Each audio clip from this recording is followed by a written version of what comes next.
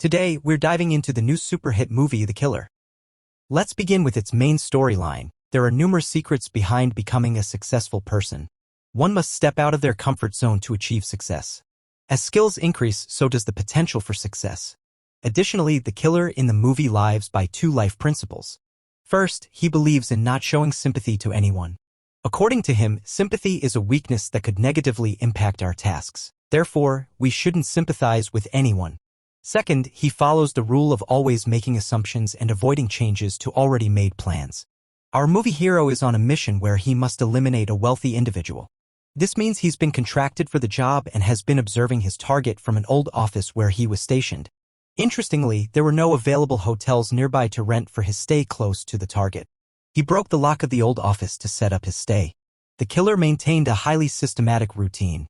8 hours of proper sleep, regular exercise to keep his body warm, consistent practice in combat to ensure steady aim, and rigorous weapon testing. Surprisingly, the city was quite affordable for him. He satisfied his meal needs with a $1 burger, which was sufficient. His way of living revolved around meticulousness. He avoided appearing on any CCTV footage and ensured normal behavior to evade suspicion. He refrained from talking to anyone, refrained from shouting, or engaging in any suspicious behavior, focusing solely on his task for about 3 days. Constantly monitoring the same hotel room, he learned the victim's schedule, when they were in the room and when they left. His gaze was fixed on the target, ready to take the shot. However, a tragic turn of events occurred. A girl, a prostitute, arrived with the target. In the heat of the moment, the killer accidentally shot her instead. The situation became precarious as the police prepared to search the building where the fatal shot had been fired. The killer had to act swiftly, packing his belongings and leaving immediately. Methodically, he disposed of his gun and other weapons at various locations, ensuring no trace was left behind. Seeking refuge, he utilized the washroom of a nearby laundry shop, cleansing his hands and feet with hot water to regulate his body temperature. After preparing himself, changing clothes, he hurried to the airport, eager to leave the scene. Desperate to rectify the mistake, he contacted his contractor, admitting the last-minute error.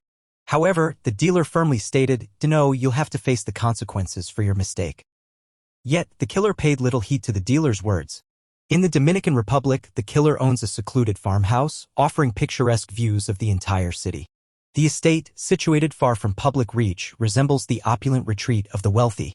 However, upon his arrival, the killer notices footprints and cigarette remnants outside the house, a peculiar sight in an otherwise deserted area.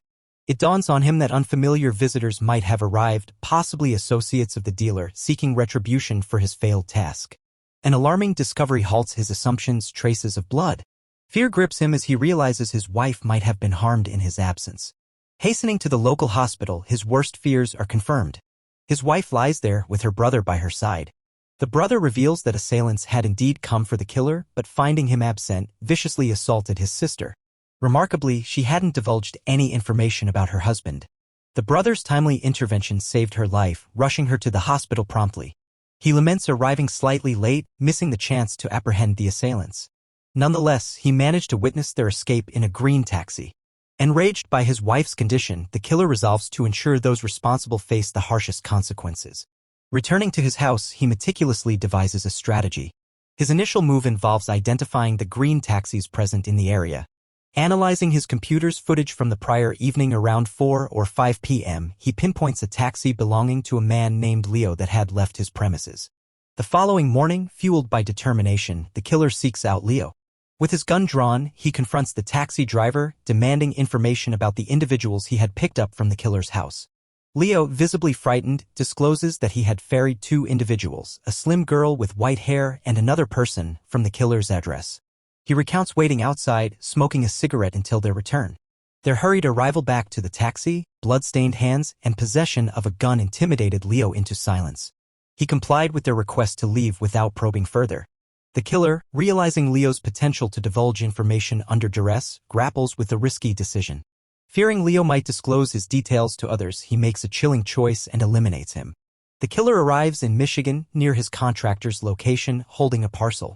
Disguised as a delivery person, he times his entrance just seconds before the gates close, slipping in right after the actual delivery guy leaves. Dolor, tasked with guiding him, leads him to her boss, Hodge. Hodge, recognizing the breach of protocol, reprimands the killer for his unwelcome appearance. He explains that the killer's unexpected arrival jeopardizes their operations and reputation, prompting him to intervene. Hodge assures the killer a chance to start afresh by offering a substantial sum of money and promising to overlook the breach of protocol, emphasizing the importance of discretion. However, fueled by anger, the killer demands information about the two assailants. Despite the killer's insistence, Hodge hesitates to divulge the details. He has a gun, so he shoots 3 bullets. Hodge was in a bad state.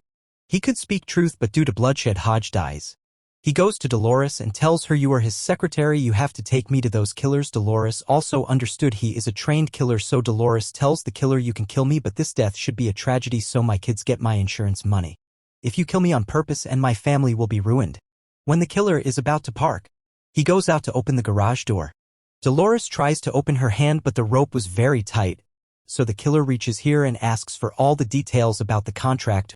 Details are in the sticky notes and cards. The killer needed to acquire the client's address and contact number to cover up Dolores' death as an accident and ensure her children receive the insurance money. The killer orchestrates her demise by twisting her neck. With the task accomplished, the killer alters the contact number, changes vehicles, and heads to Rio for the next assignment, to eliminate the Beast, the individual who had assaulted his wife. The Beast is accompanied by 2 to 3 robust friends and owns a pit bull. The killer commences his preparations by purchasing supplies and patiently awaits the Beast's return. As night falls, the scene shifts to the Beast leaving his residence, visiting a club, and then returning with his friends, leaving him alone. The killer, adhering to 3 rules, no sympathy, sticking to initial plans, and abstaining from meat and oil, begins to execute his strategy. The killer prepares meatballs laced with sleeping pills and feeds them to the dog, causing it to become lethargic. Seizing the opportunity, the killer alerts the Beast that someone is inside his house, sparking a fierce confrontation. A brutal fight ensues, shattering tables, glasses, and causing severe head injuries as the physically robust Beast gains the upper hand. Driven by anger, the killer persists, eventually managing to retrieve the gun and, despite the Beast's advantage, fatally shoots him. Determined to eliminate any evidence, the killer meticulously clears their traces, gathering belongings and setting the house ablaze to ensure nothing remains for investigation. The killer adopts a new identity and heads to a new country for his next target.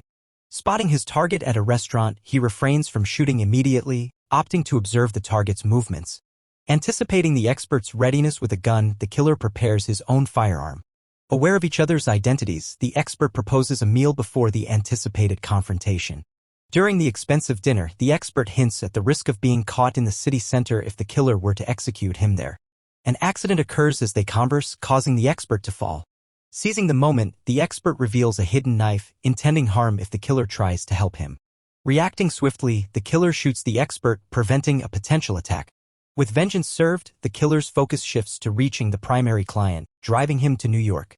Gaining access to the client's house becomes a strategic endeavor. He orders a duplicate key machine from Amazon, meticulously copying the keys to facilitate his entry under the cover of night. The client enters his house and encounters the killer, immediately raising his hands in surrender.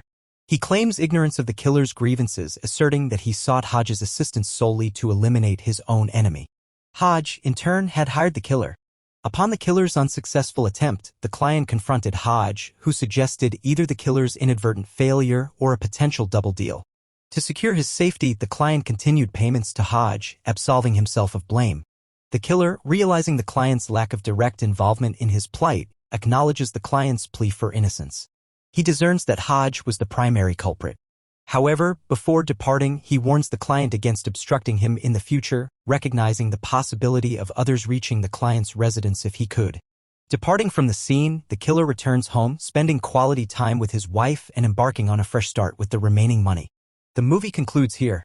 If you enjoyed this video, please like, comment, and share. If you're new to the channel, consider subscribing.